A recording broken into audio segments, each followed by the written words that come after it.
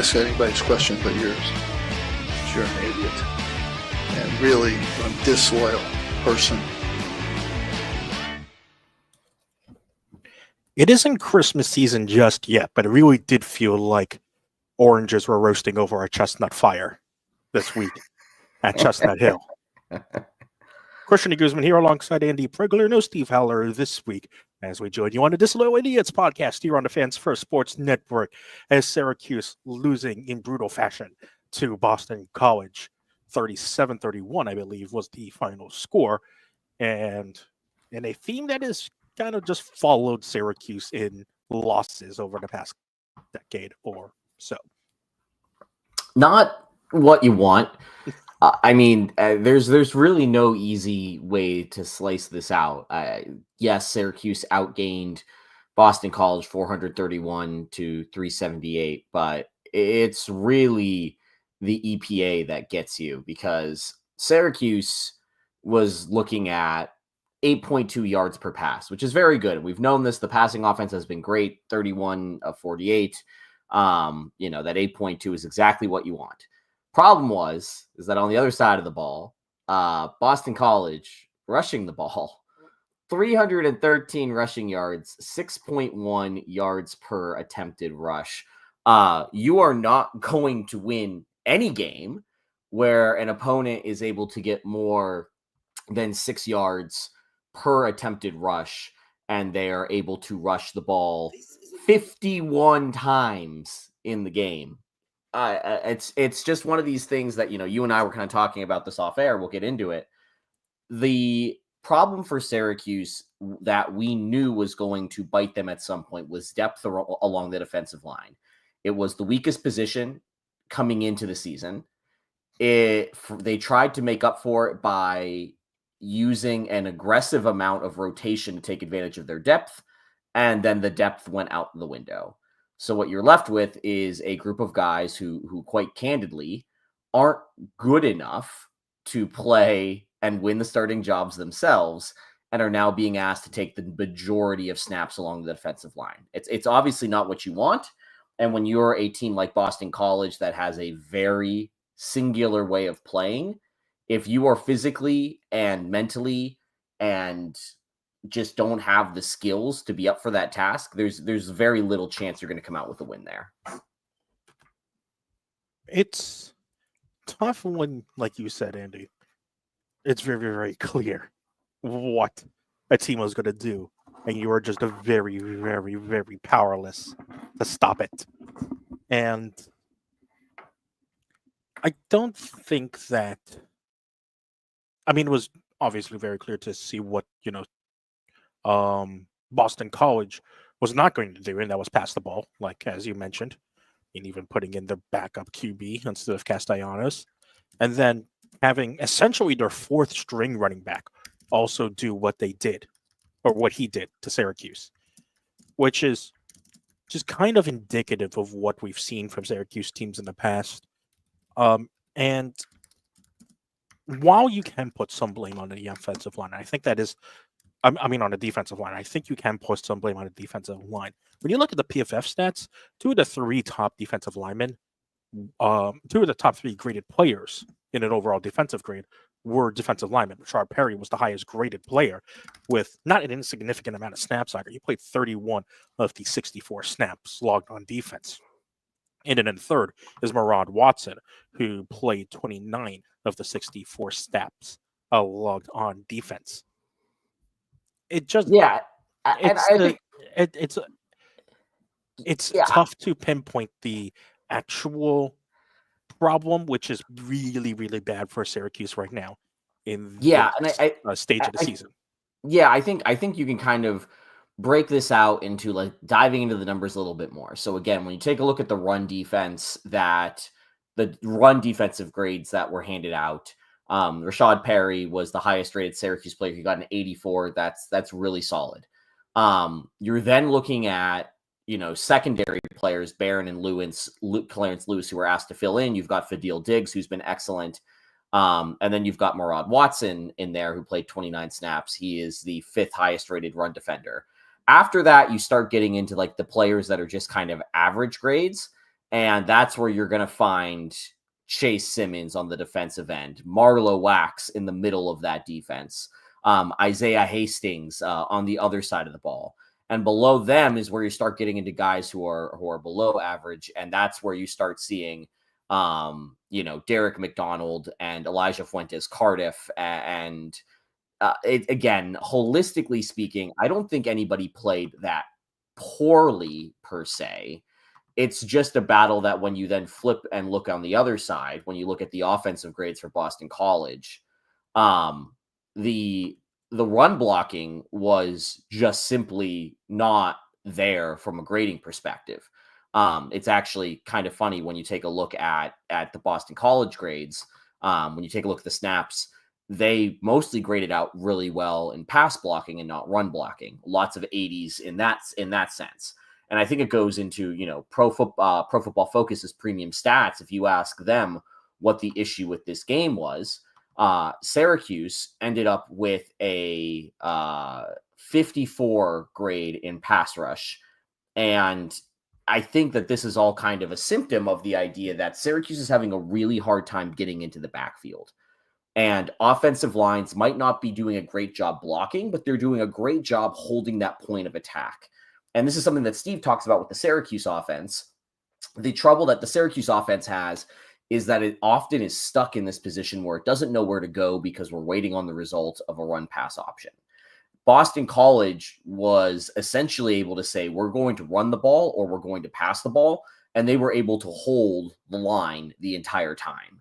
And when you're able to do that, things just come easy from there. It allows a running back to more effectively determine the hole and be able to hit the hole hard.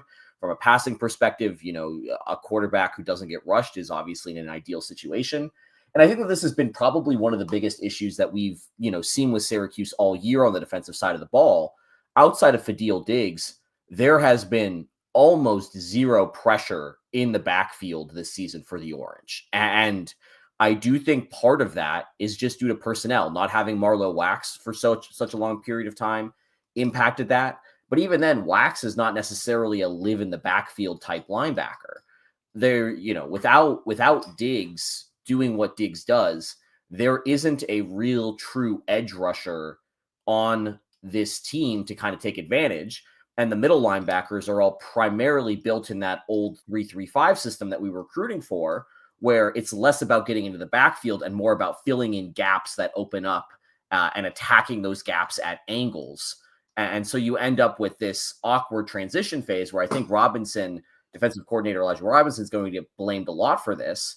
But there's only so much you can do when you're going from such a drastic shift from point A to point B, and the team just doesn't have the necessary personnel to execute that more traditional type of defense.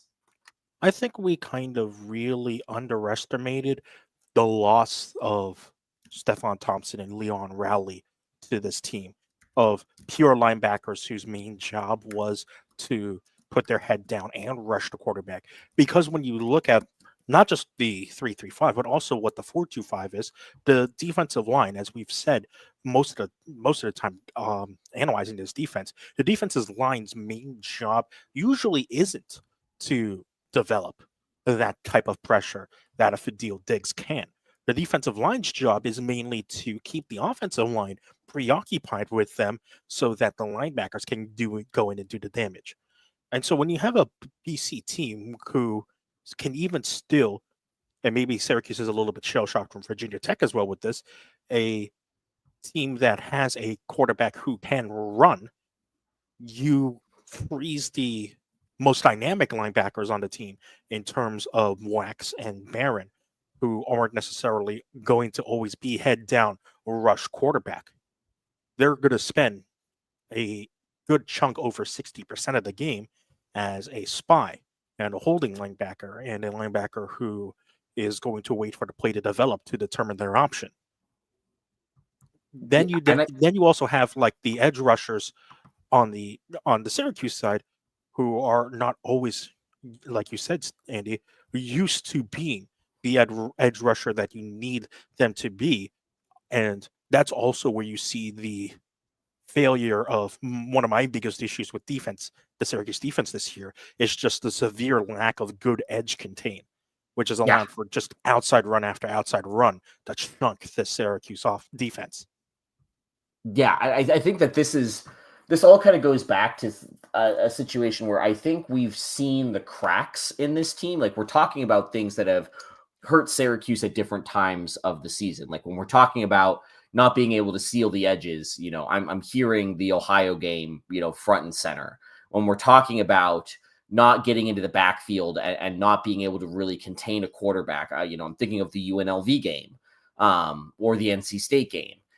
There's just been a lot of consistency here with these kinds of particular players that you're lacking.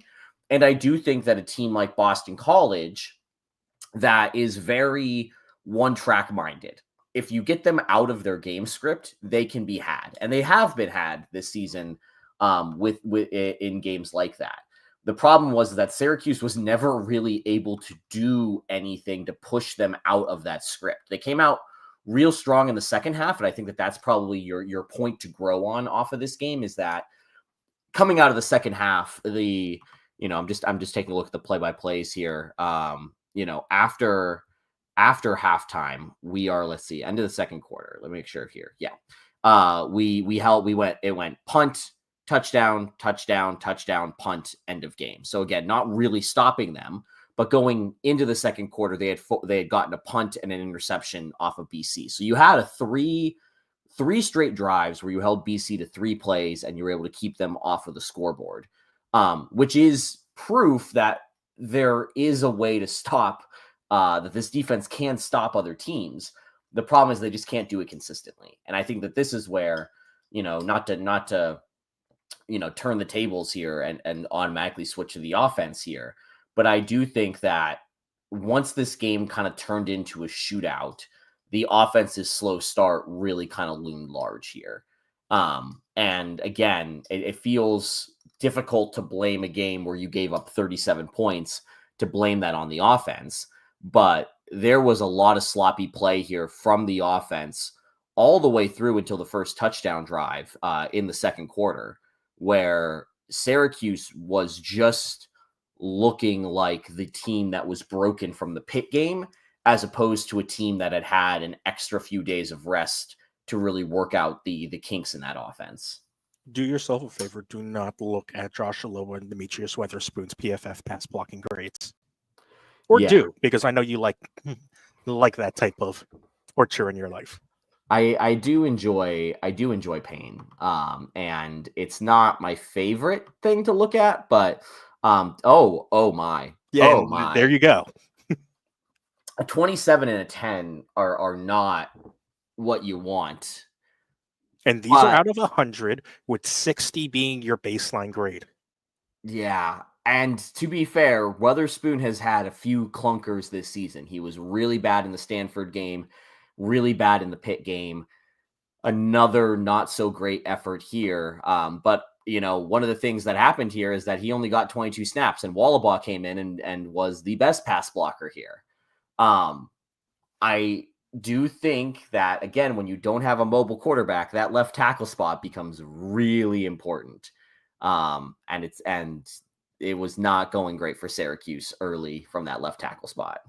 And that's why you saw Wallabaugh come in and move over to that side as well. As well was just Fran in general. And if it was Fran, if it was Dale Williams, whoever, just in general, Jeff Nixon even, we're just trying to trot out like different offensive line combinations and saying, okay, we got to throw something out there on the window and see if it sticks. Because McCord was the best player on the Syracuse team. Again, I mean, he graded out in an 88.7, nearly 400 yards. It's hard to put the blame of this game, like you said, Andy, on the offense. But that the offense is the strength of this team. And like if this team wins or loses games, it's going to be off the strength of its offense. The defense can only do so much. Obviously, you'd like the defense to help out a lot more than it did against the Eagles this past weekend. But what did Syracuse do to come back in the UNLV game? It relied on the strength of its offense. What did Syracuse do to come back against Virginia Tech? okay, yes, it was a bit of, the defense also holding its ground, but the offense carried the momentum and drove that team to victory. And so it does feel unfair to criticize the offense for this team, especially in a game like this, where, there were very, very good moments for the offense. But it's the reason why this team is going to win and lose games. Yeah. And I think that this is the challenge that we have evaluating the Syracuse team. If you look at Bill C's SP Plus spreadsheet, which is publicly available, FYI, the biggest takeaway from this game is that the adjusted margin. So, SP Plus takes a look at the stats, they take a look at the game, and they say, if you play this game 100 times, what's the most likely outcome of this game? It's not Boston College winning this game by 6. It's Boston College winning this game by 2 points, aka a single field goal or a single safety that was given up in this game. And I say that to kind of say that, like, look, the margins here were really close. And at some point in time, we have to kind of realize that this team is very good at passing the ball. And I actually, Christian, I'm going to share this one. I'm not going to put anybody on blast, but you know who you are. I was getting into a texting conversation with a friend who was at the BC game, and he was texting our group chat, and he was just texting like, why don't we run the ball? We can't run the ball when we can't pass block, or we have to run the ball when we can't pass block well. My argument was, well, we can't really run. If we're not run blocking well, we're not going to pass block well either. And in the passing game, we're averaging, 7 yards an attempt versus on running the ball where we're averaging 1 yard per attempt. Like you're kind of boxed in. You're kind of boxed in here. And I say that to say that even after this most recent game here, if you go to CFB graphs on College Football Insiders, Syracuse is still the 25th ranked EPA team in terms of EPA per dropback. Like, this is still an incredibly efficient passing offense, the like that we haven't seen in a very long time at Syracuse. Their best option to win a game is to throw their way out of this, not to run their way out of this. They're 47th in EPA per rushing attempt. Like, this is a team that, like it or not, is going to win a game, get out of a tough situation, make a big play through the air. Having LeQuint Allen is an excellent reason to keep teams honest on the run game. But most teams right now are expecting Syracuse to pass, and so they're attacking weaknesses in the offensive line here through the passing attack. And I think that this is where, Christian, to your point, like, we saw Nixon make changes along the offensive line. We'll talk about Syracuse's next opponent in a little bit here, but I think the biggest takeaway from the offensive side of the ball here is, do you change up the offensive line? It's not what you want to do this late into the season, but Syracuse has its postseason goal checked off. You don't need to try to win more. You're going to go to a different bowl game if you try to win more games, but you're not going to not go to a bowl game by trying to win a different way. And I do think it's really obvious that that left side of the line is just not working out the way it needs to be for Kyle McCord to stay upright enough to make this offense click. And the worrying thing is that McCord is usually a quarterback who gets rid of the ball quickly. So if he's already running away before he can even decide if he wants to take his first read or not, is worrying that, yes, that merits some discussion of, okay, we've got to try and fix something now. Because if our quarterback, who was a quick trigger quarterback, is not throwing quickly and running for his life because all of a sudden one side of someone has gotten through, then you've got to change something up. But again, going back to your point, Andy, about Syracuse, the balance of Syracuse run versus pass, this has been a topic of discussion the entire season. Let's remember what Jeff Nixon's offense is.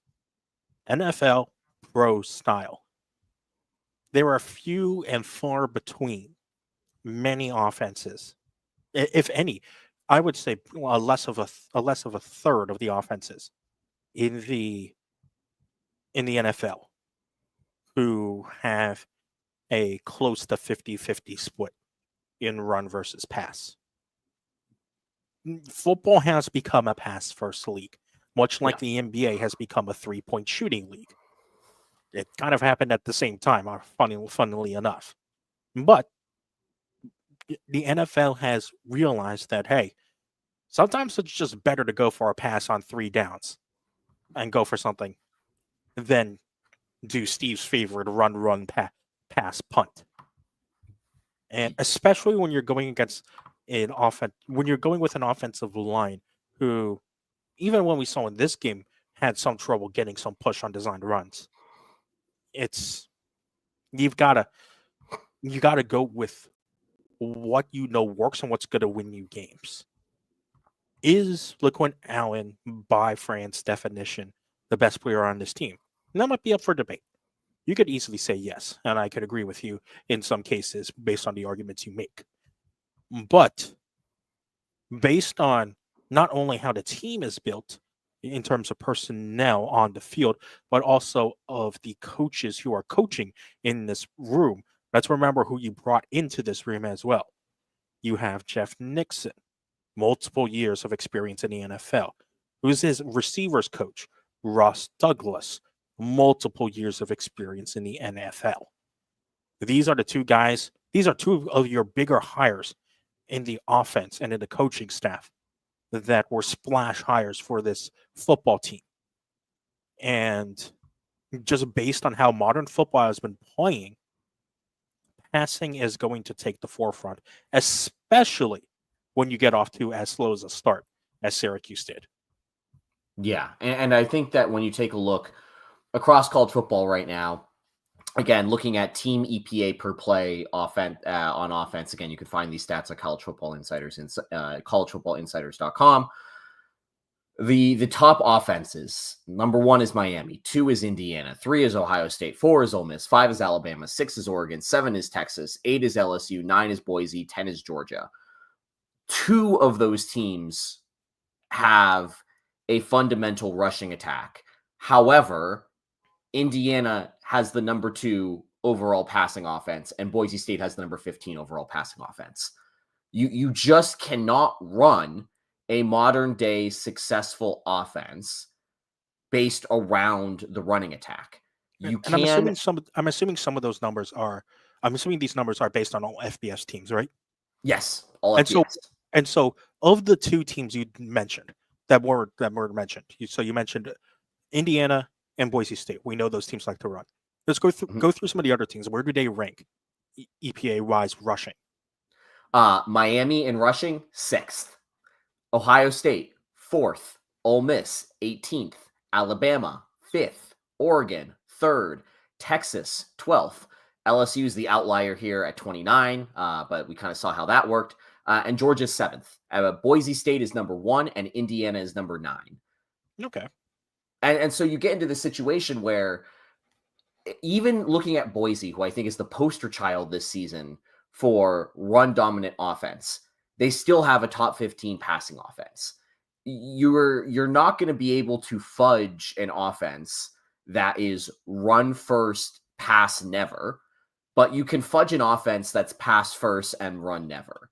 And Christian, to your point, that's just the way it works. And I think the reason I like to call this out is that if you look at Texas specifically, because Steve Sarkisian, one of the best offensive coordinators in the game across all levels at this point, what he does so well is that he leverages the screen game to open up the traditional run game. And he's not doing bubble screens. He's doing tunnel screens, and he's using guys in motion to give them a head start before the ball gets slung out to them on a screen. If you watch Texas at all, they're throwing screens left and right, but nobody's standing still at any point in time. And I say this because the Syracuse running attack is still very much line guys up and hit them hard and try to push the ball forward. And that's definitely what BC did a lot of in this game and was successful. And to me, that's, again, going back to the defensive side of the ball here. If you can line up and don't use any kind of fancy motion, that is a talent and execution issue on your defense, because that's the easiest thing to stop in modern football right now. And if you're the Syracuse offense, this rushing attack still needs some schematic work, but it's also in a place as we kind of talked about, last week or a couple weeks ago with the RPO game. I just don't know if you have the talent on the offensive line side to really execute that finesse that's necessary for the RPO screen attack that some of these other schools do really well. We see Nixon trying to implement pieces of it left and right, but I do think that, again, this is a helpful reminder. This is year one of a guy who's never been a head coach before, bringing in a lot of new first-time coordinators. This was never going to be smooth sailing from a schematic or an execution point across the board. And again, the numbers say that this game should have been a lot closer than it actually was. And the difference was maybe 2 points and a safety that was taken early in the game when this offense was trying a little bit too hard to run the ball. The safety was in the second half. And yeah, that safety was just so bad. But it's this situation where leading up to it, you want more points off of the offense early on, but they were trying to run the ball and just not able to do it. And you've got those issues along the left side of the line. Like, to me, that's the story of the game here. Less so than the defense being unable to stop a nosebleed. It's so tough now. Where do you go from here, Syracuse-wise? Because you have so many good things that you know that you can do as a Syracuse team. But we talked about it at the beginning of the year. The trenches were the weakest part of this team. We knew that on both sides of the ball. And unfortunately, now you've got enough tape on this Syracuse team to know, okay, they're not going to be able to adjust away from the clear weaknesses that they've shown. An offensive line who can't generate enough push to develop the run game, and an offensive line that is susceptible to stunts that can easily get you into the backfield quicker than expected. And then on the defensive side, you've got a defensive side that now is injured to the core, so much so to the point where running the ball should become easier for any team that decides to do it, which is certainly a worrying sign for Syracuse, at least this season. And the thing that you can take away, at least from this season, is that it feels like that this coaching staff, unlike previous coaching staffs, it feels like this coaching staff is actually in a good position to maybe do something about it, just based on, their accolades in the recruiting and transfer portal. Like, they know what they need. And at the very least, you could see that in the offseason, they did their best to address that. You've got two transfers who are starting on the offensive line. Your main defensive tackle and main edge rusher were transfers coming in. One of your key defensive linemen also is a freshman that got recruited in. So there is at least the promise that, okay, they're not just going to sit back and wait for the recruits to try and do something eventually. They're going to go out and try and solve the problem. We were at a point earlier this season where it felt like, okay, one problem gets solved, but now another problem pops up. Unfortunately, now, like I said at the beginning of this, we're at a consistent problem that doesn't feel like it can be solved this season. But fortunately, it feels like there's more hopes that it can be solved in the future and not be a continuing factor, which is one of the reasons why Dino Babers eventually was let go from the program. Yeah, and I think that when we look at this situation holistically here, you have a coaching staff that proved that it can go out and get key transfers at key positions. And they did so in a truncated window with little to no proof that what this coaching staff was doing would pay dividends. Now there's at least positive proof that, look, we can grab a player and we can give you immediate playing time and we can get you to a bowl game and we can completely reinvent you the way that we reinvented Kyle McCord or Jackson Meeks or insert your certain players. Depending on what happens with Barron and Wax in the NFL, that was a pitch that both of them talked about before the season, where Barron was definitely not a guy that was going to get NFL looks. He was looking to transfer and go somewhere that could develop him and get him an undrafted free agency kind of connection there. And he chose to stay at Syracuse because he thought Syracuse could help develop him. And it seems, based off of what we have seen and what we've seen on social, Barron is getting looks at the NFL draft. He'll probably get invited to the combine. He'll be a player that is in the mix. And this is all proof positive for Fran and the rest of the coaching staff to turn around and say, we can improve you here. And we can improve you by playing, not by sitting on the bench and being a practice player. And so when you look at things like the trenches, when you look at maybe better play, more dynamic edge rushers, there's opportunities here for Syracuse to go out, either to go up or to go down. Whether they go down and they pull somebody out who's performing at a high level, who wants a bigger stage. I think that there's arguments to be made that, Syracuse would be a great spot for them. And additionally, we've seen now with, Kyle McCord being the most obvious one, a player who was playing at a quote unquote bigger school, who had a tough break of things and needs a change of scenery, come to Syracuse and completely reinvent yourself. And I'm at the point now where I'm less worried about Fran finding the dynamic players. I'm more interested in seeing how these recruiting classes that are coming in that are more of the freshmen, Fran's first recruiting class, which was so highly rated, freshmen who are turning into sophomores or redshirt freshmen, the new freshmen who are coming in, who are showing a ton of promise to potentially play right away, how they round out the depth here. Because that is the biggest question for the offseason here, is how does Fran Brown, in the era of NIL, in the era of immediate transfers, how does he handle something that, to your point, Christian, we were talking about things that Dino didn't do well. Retaining depth became a massive issue for Dino. And I think that that's going to be Fran's biggest challenge, but I also do think that it's one where I can definitely see a path to success here. I mean, just look at all the key freshmen that have already played for Syracuse this year. Rod Watson, Marcellus Barnes before he got injured, Seed Haynes before, his personal matters got dealt with.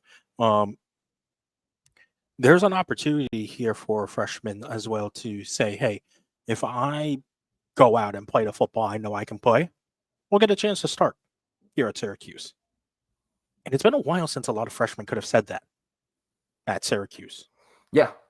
And because it always felt like Dino felt like the same philosophy of, okay, the seniors are here who have earned it. They've clearly shown me something, and it's going to have to take a world star effort for our freshmen to get significant playing time as a starter, which really didn't happen at Syracuse. Usually got players who got significant time as a backup, but never as a starter. And usually it was also on the defensive end as well, with the linebackers. That's how you saw Marlo Wax got developed. And players like him. Yeah. And again, this is a lot of offseason talk here. And I do think that this is, we know the issues with this team. Depth is going to be the biggest piece going into this offseason.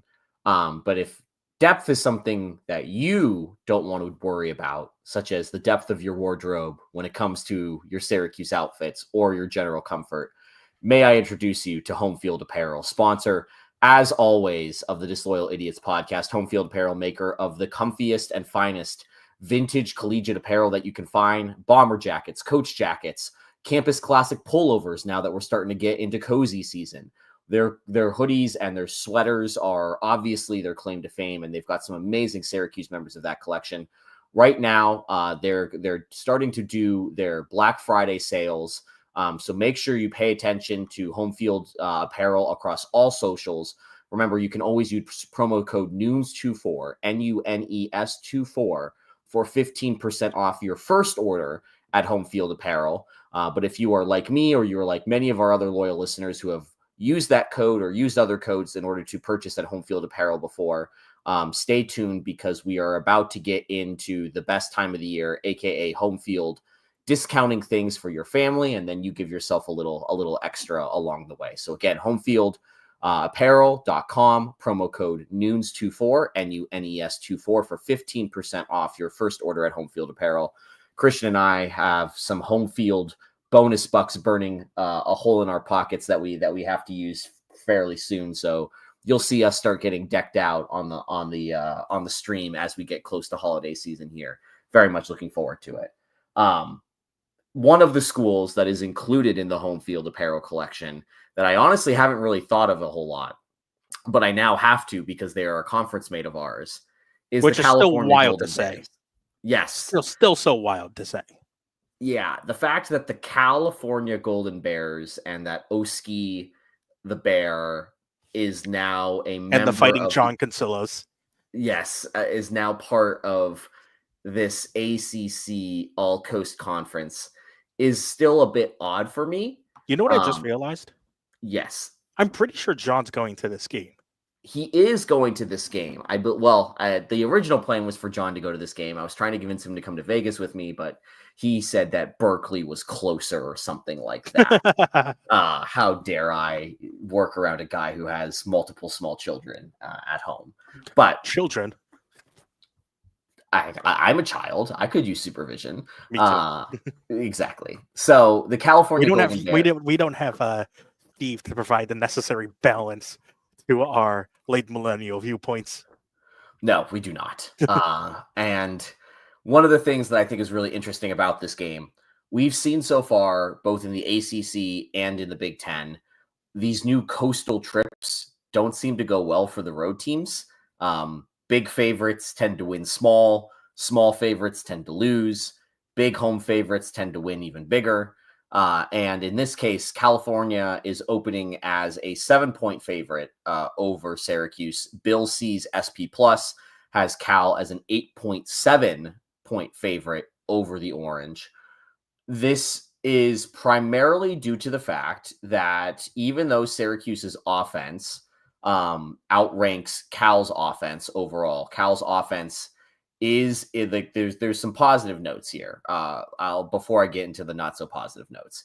So Syracuse's offense, 35th. We talked about the fact that the offense is a top 25 offense.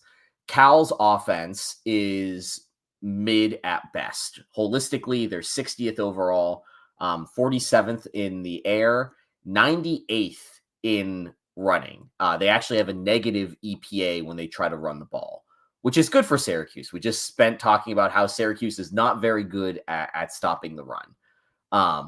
The issue that we tend to have here when it comes to the Cal Golden Bears is on the defensive side of the ball. And again, this is where I think things are going to get interesting because Cal's defense is not great.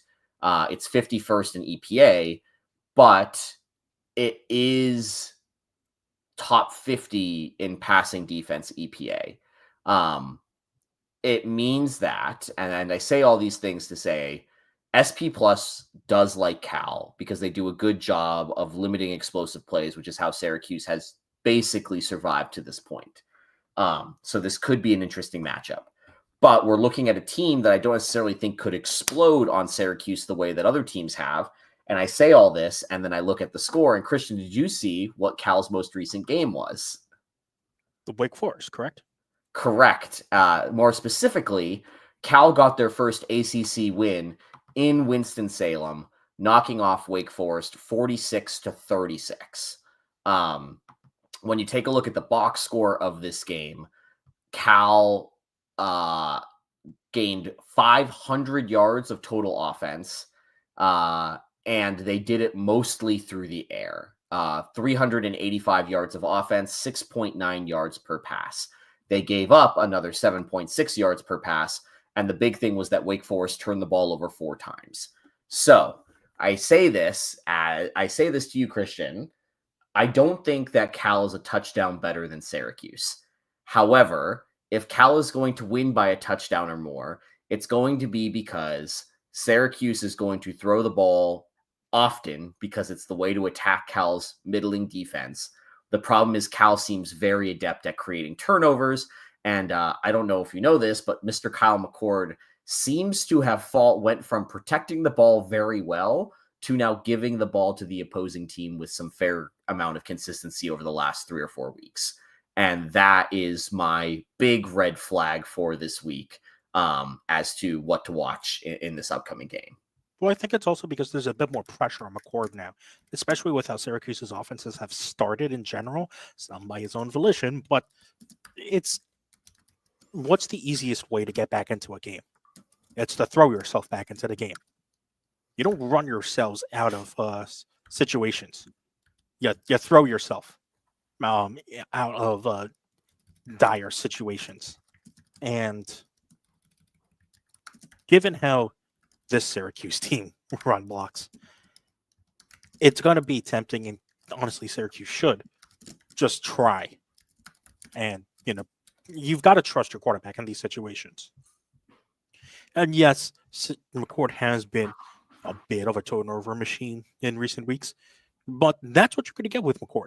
I don't think you're, not expecting that anymore. You've just got to, unfortunately for Syracuse, you just kind of got to work around it because McCord is slowly turning into Giancarlo Stanton in football. It's either a home run or he's quickly walking back to the dugout. Yeah, I do think that is. I had another friend who reached out to me, and he was essentially like, why don't the numbers, like these projection systems, like Syracuse offense? And I do think that is the numbers are seeing that as well. This offense is a little too boomer bust, while it is still holistically much more efficient per play than we've seen in recent years. This is probably the most efficient offense that we've had since the Eric Dungy days. And those offenses were not loved by the metrics as well, because so much of the offense became, well, it's either a deep play downfield or Dungy's running for his life. And this is a game where I think you can definitely see that play out as well. Like just taking a look at this so far, if you go PFF keeps track of some of the percentage of run plays versus pass plays. Both teams here are passing the ball over 60% of the time. Both quarterbacks have very good passer ratings when the pocket is clean. Syracuse 99.9, Cal 103.4. The difference is that Syracuse is making a big time throw, aka throw down the field or over the middle of the field 10 yards or more, 5.65% of dropbacks. Cal is only doing that 2.4% of the time, which means that when it goes to the turnover worthy plays, aka percentage of plays that statistically look like could create a turnover, Syracuse is doing those plays on offense 3.4% of the time to Cal's 2.7. So essentially you've got two teams that want to pass the ball, want to pass their way out of a paper bag. The difference is Cal wants to nickel and dime you to death and will do so with a little bit more, will not do so as efficiently as other teams, but they're not going to take the big shot. Kyle McCord and Syracuse want to take that big shot on you. And Cal just learned, look, sometimes it's better to just let them take the deep shot and pick them off when they do it, rather than trying to cover the entire field when they really do want to be pushing the ball down the field. So again, I think one of the things that I have been confused about this year is the lack of Oronde Gadsden in the passing attack. And this feels like the perfect game for Oronde to be used as the big safety net rather than the deep threat, now that more wide receivers are coming back into the fold from a health standpoint.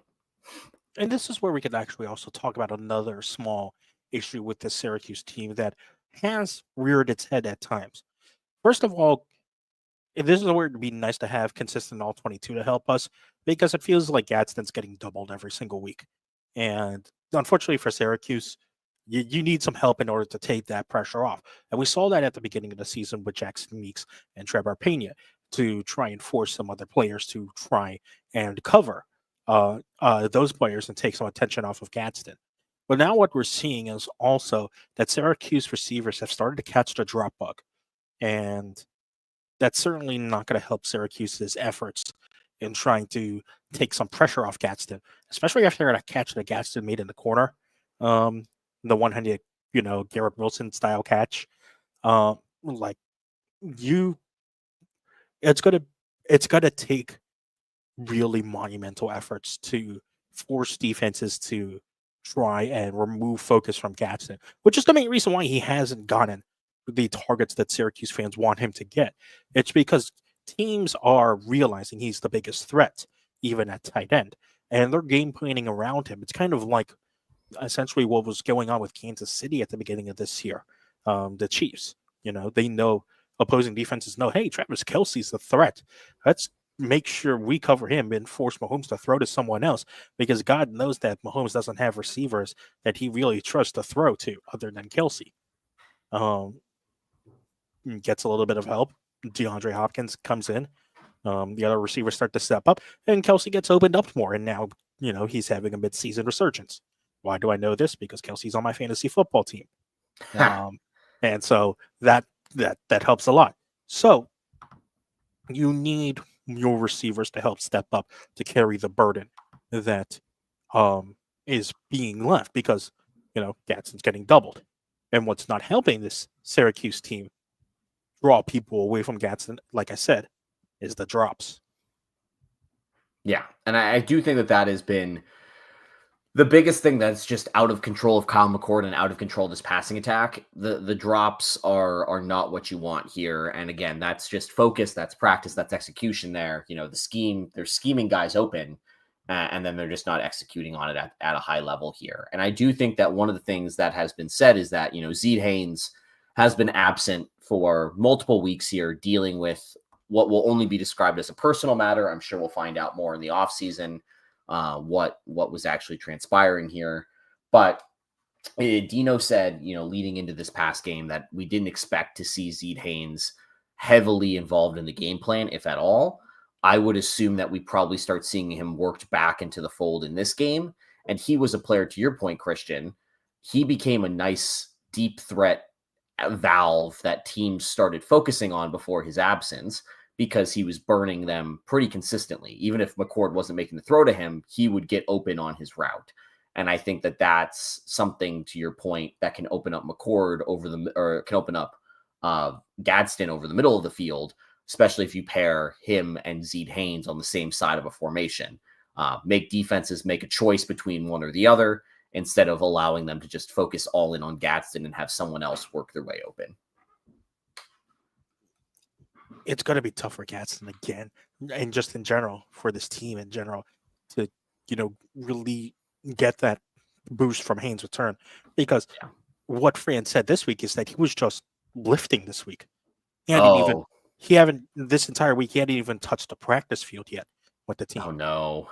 So this could be even up until next week, against UConn, where Haynes might even touch the floor, and we might not even see him in full action, maybe even until the bowl game. That's not what you want here. Because I have high hopes on him. With Fran, he's not going to put a player on the field unless he's 100% sure that he can deliver, and it's going to take a while for Haynes. We know Haynes is a good athlete, and one, we know he's a good athlete, and two, we know he wasn't out for an injury-related reason. So that shouldn't mean that it takes him too long to get him back up to speed. But it still takes a bit of time. And I don't think it's going to be this next week against Cal. Then in that case, scrap everything that I said. And this is why we let the football reporters give the info before Andy gives the analysis here. Turns out that is a very important part of this process.